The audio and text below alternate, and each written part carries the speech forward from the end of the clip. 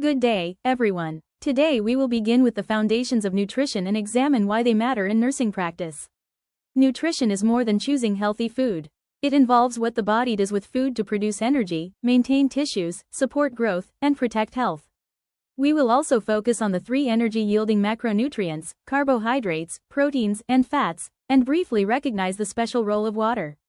As future nurses, you will encounter nutrition in almost every area of care: maternal and child health, wound healing, diabetes, hypertension, infection, surgery, and community health.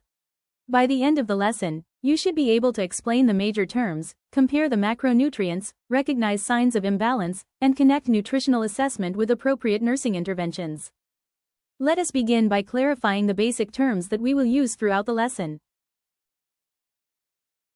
Before discussing specific nutrients, we need a common vocabulary. Nutrition refers both to the science of food and to the processes through which the body obtains, digests, absorbs, and uses nutrients.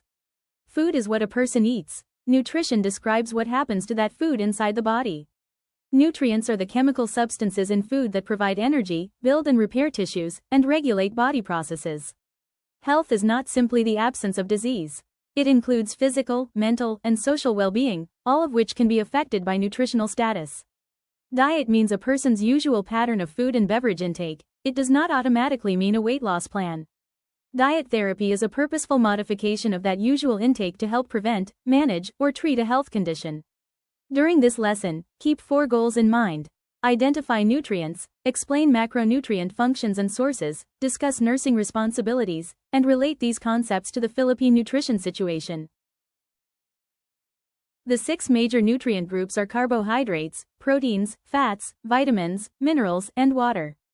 We commonly divide them into macronutrients and micronutrients. Macronutrients are needed in relatively large quantities. Carbohydrates, proteins, and fats provide substrates that the body can use for energy, although protein has many important structural functions and should not be viewed mainly as fuel. Water is also classified as a macronutrient because the body requires it in large amounts, even though it provides no calories. Micronutrients, vitamins and minerals, are required in much smaller amounts, but small does not mean unimportant. Vitamins mainly help regulate metabolic reactions, while minerals contribute to structure and regulation. For example, calcium supports bones and muscle function, while sodium and potassium help regulate fluid balance and nerve activity. A balanced diet is necessary because no single nutrient can perform all of these functions. We will now examine the body's preferred immediate fuel, carbohydrates.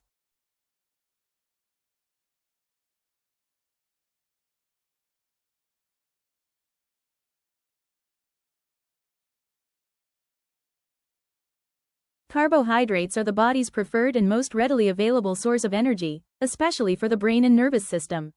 When carbohydrate intake is adequate, protein can be preserved for tissue building and repair instead of being used as fuel. Carbohydrates also help prevent excessive ketone production. Simple carbohydrates include glucose, fructose, sucrose, and lactose. They are digested relatively quickly and are found naturally in fruits and milk, but also in table sugar and sweetened drinks. Complex carbohydrates contain longer chains of sugar units. Examples include starch in rice, corn, bread, root crops, and other staple foods. Dietary fiber is the indigestible part of plant food. It supports bowel regularity, slows glucose absorption, improves satiety, and may help lower blood cholesterol. The clinical message is not that all carbohydrates should be avoided, but that type, amount, portion size, and overall dietary pattern matter. Next, let us look at the nutrient most closely associated with body structure and repair.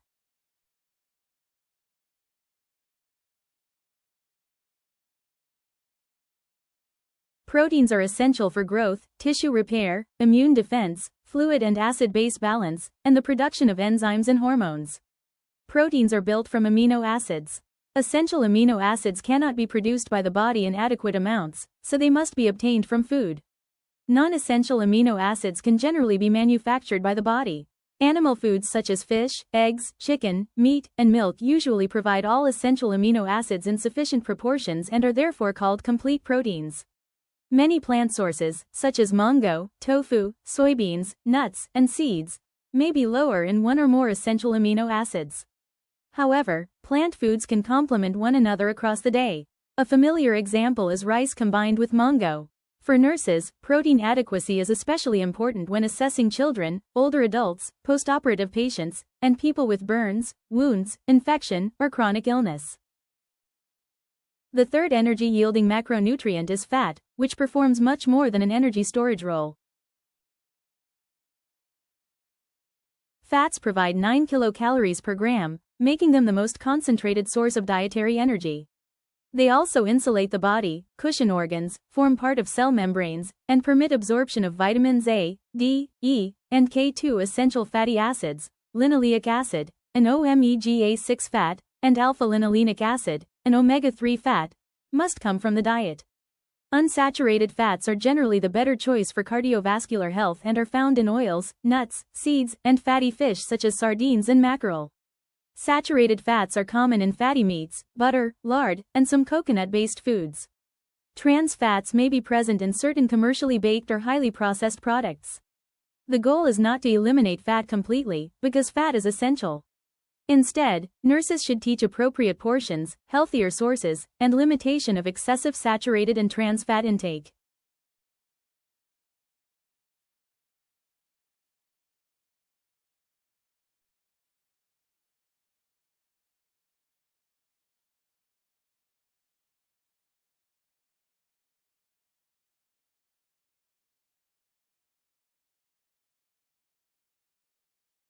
This table summarizes the major differences among carbohydrates, proteins, and fats.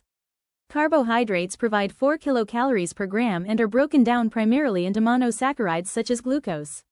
Their main role is immediate energy and protein sparing. Proteins also provide 4 kilocalories per gram, but their basic units are amino acids, and their primary responsibilities are tissue building, repair, and immune support. Fats provide 9 kilocalories per gram and are broken down into fatty acids and glycerol. They supply concentrated energy and contribute to insulation in cell membranes. Common Filipino sources of carbohydrates include rice, fruits, and root crops. Protein sources include fish, eggs, meat, mango, and tofu. Fat sources include oils, nuts, seeds, and fatty fish. Remember that calorie value alone does not determine nutritional quality. Food source, portion, preparation, and the patient's condition all matter. Understanding these differences helps us recognize what happens when intake is either inadequate or excessive. Both deficiency and excess can produce clinical problems. Inadequate carbohydrate intake may cause fatigue, ketosis, and low fiber intake, which can contribute to constipation.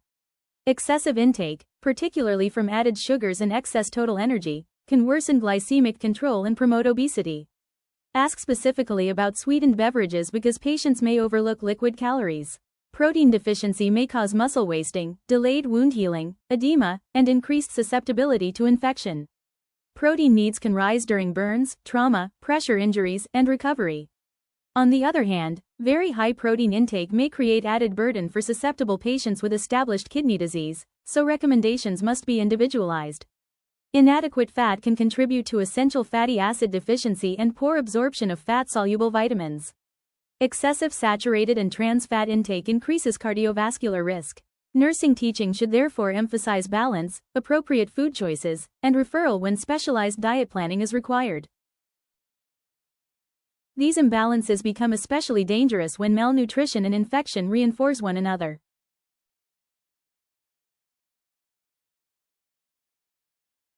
This diagram shows a vicious cycle. Poor dietary intake leads to nutrient deficiencies. These deficiencies weaken immunity and impair tissue repair. The patient then becomes more susceptible to infection and may recover more slowly. Infection itself can reduce appetite while increasing metabolic demands for energy and nutrients. As a result, intake falls further while requirements rise, causing nutritional status to deteriorate. This cycle is especially serious among infants and children, pregnant patients, older adults, and people with chronic illness or limited food access. Nurses can help interrupt the cycle by screening for nutrition risk, monitoring weight and intake, identifying swallowing or feeding problems, supporting timely meals and hydration, promoting breastfeeding when appropriate, and coordinating referral to a dietitian or physician. Adequate nutrition supports growth, fetal development, immune function, wound healing, and recovery. Beyond acute illness, Long-term eating patterns also shape the risk for chronic disease. Non-communicable diseases develop over time, and dietary pattern is one of several modifiable risk factors. No single food automatically causes or prevents a chronic disease. Repeated choices and overall intake matter. Diets high in added sugars and excess energy are associated with obesity and type 2 diabetes. High sodium intake, often coming from instant noodles, processed meats, bagoong, canned goods, seasoning powders, and salty snacks, can contribute to hypertension. Excessive saturated and trans fat intake can worsen lipid levels and increase the risk of cardiovascular disease and stroke. Diet therapy means modifying the usual eating pattern to support disease management. For example, a patient with hypertension may need a sodium-controlled diet, while a patient with diabetes may need consistent carbohydrate portions and reduced sweetened beverages. Nursing advice should be realistic, culturally acceptable, affordable, and consistent with the prescribed plan.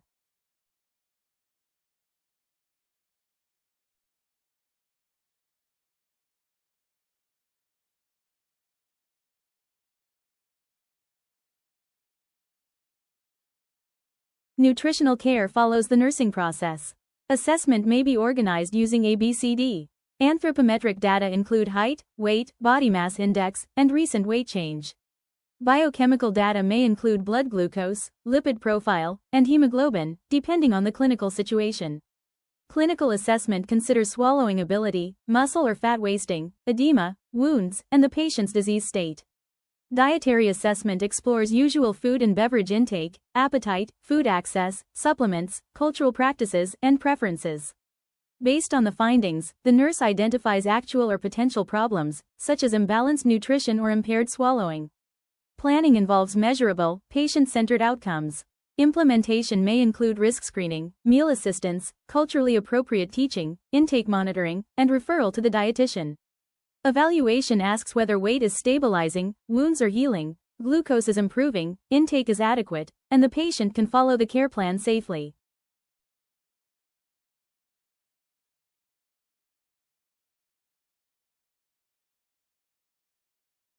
The Philippines faces a multiple burden of malnutrition, undernutrition, micronutrient deficiencies, and overweight or obesity can exist within the same population, community, or even household. The slide presents figures from the 2023 National Nutrition Survey. Among children younger than 5, stunting is shown at 23.6%. Stunting means low height for age and usually reflects long-term or chronic undernutrition. Wasting is shown at 5.6% and refers to low weight for height, often indicating acute undernutrition. Among children 5 to 10 years old, underweight is shown at 21.3%. At the same time, overweight or obesity among school-age children is shown at 12.9%. These figures remind us that nutrition programs cannot focus on only one problem. Nurses must screen for both inadequate and excessive nutrition and consider growth patterns, diet quality, illness, food security, and socioeconomic conditions. To understand why these problems coexist, we need to examine their broader causes and the national response. Malnutrition is not simply the result of poor personal choices. It is shaped by social and environmental conditions. Poverty, food insecurity, and high food prices can limit access to nutritious food. Families may depend on inexpensive, energy-dense but nutrient-poor processed products. Inadequate maternal nutrition and suboptimal infant feeding practices can affect growth from the earliest stages of life. Urbanization and sedentary lifestyles also contribute to overweight and non-communicable disease. The Philippine Plan of Action for Nutrition 2023 to 2028 provides a national framework for reducing malnutrition across the life course. Nurses help translate this response into action through breastfeeding support, growth monitoring, maternal nutrition counseling, community education, early identification of risk, and referral. Effective teaching should respect culture and resources. Instead of simply telling families what not to eat, help them identify affordable, available, and realistic alternatives.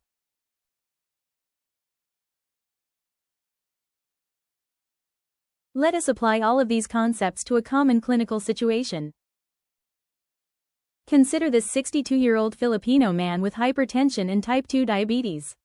He eats 2 large servings of white rice per meal, frequently consumes instant noodles and processed meats, and drinks sweetened beverages every day.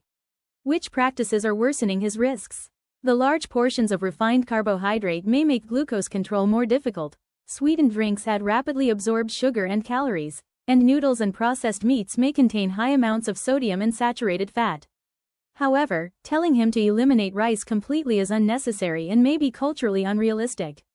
A better plan is portion control, consistent carbohydrate intake, more vegetables and fiber, water instead of sweetened drinks, and reduced frequency of processed foods.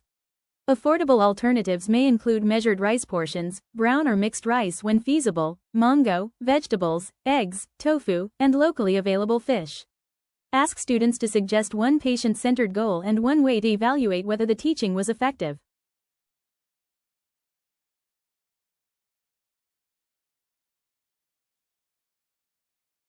As we conclude, remember that body mass index must be interpreted using the standard adopted by the institution or guideline.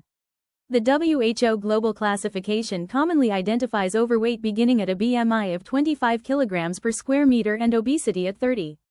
Asia-Pacific guidance uses lower action points because metabolic risk may occur at lower BMI levels in many Asian populations.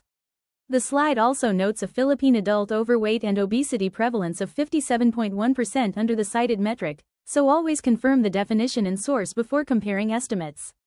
BMI is a screening measure, not a complete diagnosis. Consider clinical condition, weight history, body composition, and other risk factors.